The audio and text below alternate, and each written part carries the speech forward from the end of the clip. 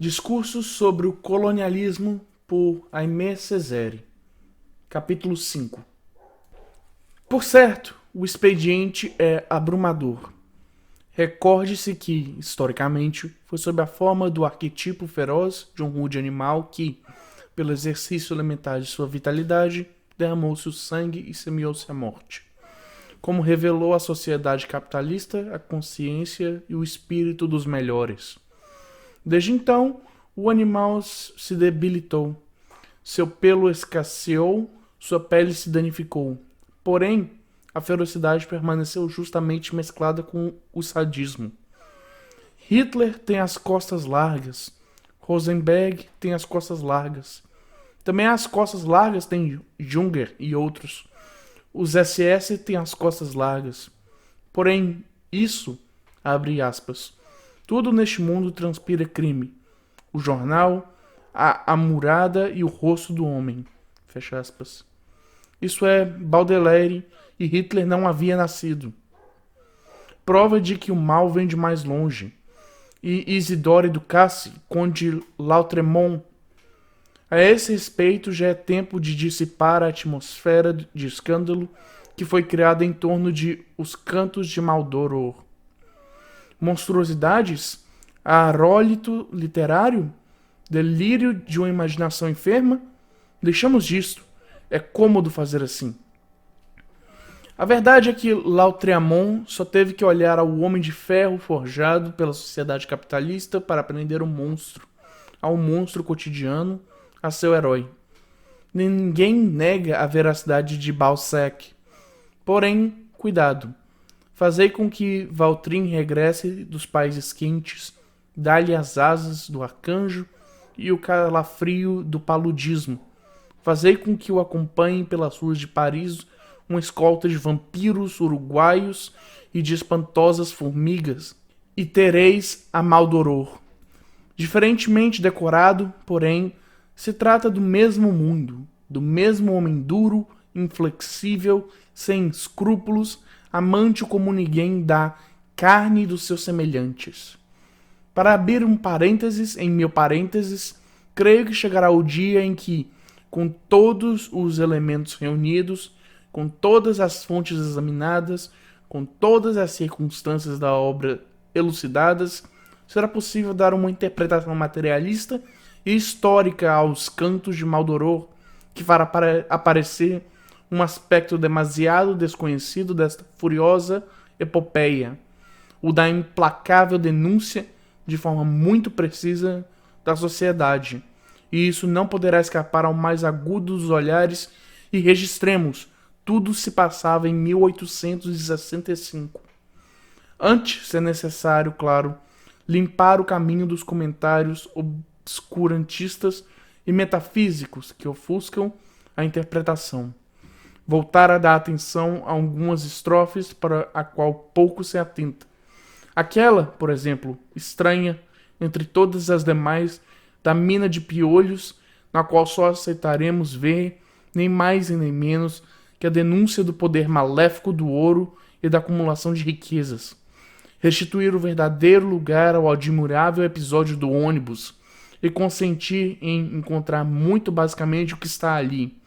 A pintura alegórica de uma sociedade onde os privilegiados, confortavelmente sentados, recusam apertar-se para dar lugar ao recém-chegado. E seja dito de passagem, quem recolhe ao menino duramente rechaçado? O povo, representado aqui pelo recolhedor de lixo, o catador de lixo de Baudelaire, entre aspas, uma breve citação em francês de um poema de Charles Baudelaire. Então, certamente se compreenderá que o inimigo do qual Lautréamont fez o inimigo, o antropófago e embrutecedor, o sádico empoleirado em um trono composto por excrementos humanos e ouro, o hipócrita, o libertino, o mandrião que come o pão dos demais e que de vez em quando se encontra perdidamente bêbado, como um morcego que chupou durante a noite 3 toneladas de sangue. Se compreenderá que não teremos que buscar este Criador detrás das nuvens, porque temos mais probabilidade de encontrá-lo no diretório desfazer e em algum confortável conselho de administração. Mas deixemos isso de lado. Os moralistas não podem remediá-lo. A burguesia, como classe, está condenada, queira ela ou não, a arcar com toda a barbárie da história, com as torturas da Idade Média e com a Inquisição, com a razão de Estado e com a beligerância, com o racismo e com o escravismo. Em resumo, com tudo aquilo contra o qual protestou e em termos inovidáveis na época em que, como classe ao ataque, ela encarnava o progresso humano. Os moralistas não podem remediar isso. Existe uma lei de desumanização progressiva em virtude da qual na ordem do dia da burguesia só existe, de agora em diante, em que só pode haver agora, violência, corrupção e barbárie. E esquecendo o ódio, a mentira e a arrogância. E esquecendo o senhor Roger Caillot. No entanto, o senhor Caillot, a quem foi outorgada para toda a eternidade a missão de ensinar a um século frouxo e desalinhado o rigor do pensamento, a compostura do estilo, acaba de experimentar uma grande cólera. O motivo? A grande traição da etnografia ocidental que, após algum tempo, com um deplorável deterioro do sentido de suas responsabilidades, age com engenhosidade para pôr em dúvida a superioridade unilateral da civilização ocidental sobre as civilizações exóticas. De repente, o Sr. Caillot entra em campanha. É uma virtude da Europa suscitar dessa maneira heroísmos salvadores no momento mais crítico. É imperdoável que não lembremos o Sr. Macis, cruzado em defesa do Ocidente por volta de 1927. Pretendíamos assegurar que uma melhor sorte será reservada ao Sr. Caillot, quem, para defender a mesma causa sagrada, transforma sua pena em uma boa adaga de Toledo. O que dizia o Sr. Macis? Ele deplorava que, abre aspas, o destino da civilização do Ocidente, o destino do homem às secas, fecha aspas, estivesse hoje ameaçado, que em todos os lugares se perceberá o esforço, abre aspas, de convocar nossas angústias, de discutir os títulos de nossa cultura e de questionar o essencial de nossa existência, fecha aspas. E o Sr. Macias jurava partir para a guerra contra esses desastrosos profetas. O Sr. Caillot não identifica de maneira diferente ao inimigo. São estes intelectuais europeus que, por uma decepção e um rancor excepcionalmente agudos, se encarniçam desde há uns 50 anos em renegar os diversos ideais de sua cultura, e quem por este motivo mantém, particularmente na Europa, um persistente mal-estar. O Sr. Caillot pretende por fim a este mal-estar e esta inquietação, e de fato, nunca desde o inglês da era vitoriana, uma personagem passeou ao longo da história com uma boa consciência mais serena e menos sobreada pela dúvida. Sua doutrina tem o mérito de ser sensível, que o Ocidente inventou a ciência, que somente o Ocidente sabe pensar, que nos limites do mundo ocidental começa o tenebroso reino do pensamento primitivo, o qual, dominado pela noção de participação, incapaz de lógica, é o protótipo mesmo do falso pensamento. Neste ponto, nos sobressaltamos. Objetamos ao Sr. Caillot que a famosa lei da participação inventada por Lévi-Brul foi repudiada pelo próprio Lévi-Brul, quem, ao final de sua vida, proclamou diante do mundo haver-se equivocado, abre aspas, ao querer definir um caráter próprio de mentalidade primitiva, concebida como uma lógica, fecha aspas, que havia, pelo contrário, adquirido a convicção de que, abre aspas, estas mentes não diferem nada das nossas do ponto de vista lógico, portanto, não suportam, como nós, uma contradição formal, portanto, rechaçam, como nós, por uma espécie de reflexo mental, o que é logicamente impossível, fecha aspas. Não vale a pena. O Sr. Caillot considera a retificação nula e sem valor. Para o Sr. Caillot, o verdadeiro Levi Bru só pode ser o Levi Bru no qual o primitivo faça extravagâncias. Restam alguns fatos menores que existem, a saber, a invenção da aritmética e a geometria pelos egípcios, o descobrimento da astronomia pelos assírios, o nascimento da química entre os árabes, a aparição do racionalismo no seio do Islã em uma época na qual o pensamento ocidental tinha uma aparência furiosamente pré-lógica. Porém, estes detalhes impertinentes o Sr. Caillot os despacha rapidamente com severidade e se torna o princípio formal de que, abre aspas, que uma descoberta que não faz parte de um conjunto, fecha aspas, não é precisamente senão um detalhe, ou seja, uma bagatela sem importância. É óbvio que, impulsionado por isso, o Sr. Caillot não se detém por nada em tão belo caminho. Depois de haver se vinculado à ciência, ei-lo reivindicando a moral.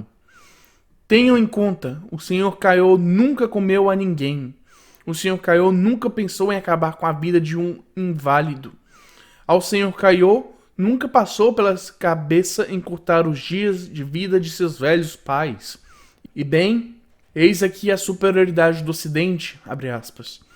Esta disciplina da vida que se esforça por conseguir que a pessoa seja suficientemente respeitada para que não se torne normal suprimir aos anciãos e inválidos, fecha aspas. A conclusão se impõe, diante dos antropófagos, dos que esquartejam e enfeitiçam crianças, a Europa e o Ocidente encarnam o respeito da dignidade humana. No entanto, deixamos esta bobagem de lado e insistimos para que nosso pensamento não se extraveie da Argélia, Marrocos e outros lugares nos quais, no momento em que escrevo isso, tantos valentes filhos do Ocidente apliquem a seus irmãos inferiores da África, com tantos incansáveis cuidados, no claro escuro dos calabouços, estes autênticos sinais de respeito à dignidade humana, que se chamam em termos técnicos a banheira, o choque elétrico, o gargalo de garrafa. Insistamos, o Sr. Caillot não chegou, contudo, ao final de sua história. Depois de superioridade científica e superioridade moral, vem a superioridade religiosa. Neste ponto, o Sr. Caillot não toma precauções para não se deixar enganar pelo vão prestígio do Oriente. Ásia, quiçá, seja a mãe dos deuses. Em todo caso, a Europa é a dona dos rituais. E vejo a maravilha. De um lado, fora da Europa, cerimônias do tipo voodoo, com tudo o que implicam de mascarada, burlesca, de frenesi coletivo, de alcoolismo desalinhado, de tosca exploração de um ingênuo fervor, e de outro lado, do lado europeu, estes valores autênticos que já celebrava Chateaubriand em O Gênio do Cristianismo, abre aspas, os dogmas e os mistérios da religião católica, sua liturgia, o simbolismo dos seus escultores e a glória do cantochão, fecha aspas. Finalmente, um último motivo de satisfação. Gobineau dizia, só há história branca. O Sr. Caillot, por sua vez, constata, só há etnografia branca. É o Ocidente quem faz a etnografia dos outros, e não os outros que fazem a etnografia do Ocidente. Intenso motivo de júbilo, não é verdade?